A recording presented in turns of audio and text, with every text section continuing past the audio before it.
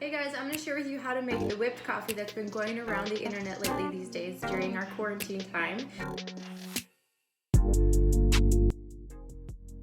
It's so simple. You only need a few things. You're going to need some ice, some white sugar, some instant coffee, a few utensils, a whisk, 1 tablespoon, a bowl, hot water, and your milk of choice. I'm using whole milk. You can use oat milk, almond milk, soy milk, whatever you prefer. So it's super simple. We're gonna put the milk and the ice aside, and we're gonna take 1 tablespoon of our coffee. I'm using decaf coffee because right now when I'm not working, I don't need a lot of extra caffeine.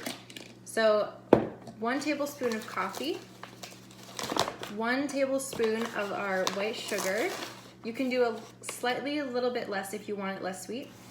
And then 1 tablespoon of our hot water. So equal parts coffee, sugar, and hot water. And then, because I don't have a mixer, you can use a mixer also, or try a magic bullet or a blender or something. But you're just gonna basically whisk for like 10 minutes. It's a long time to whisk, but it's a good workout. So.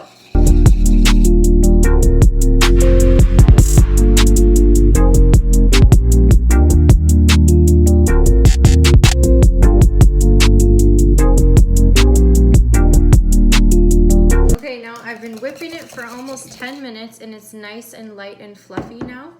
And so you can keep going longer, but I'm kind of sick and tired of whisking, so I'm gonna be done. Okay, so I'm just gonna dollop it right on top of my cold milk. And it's nice and thick. Ooh, that looks so good.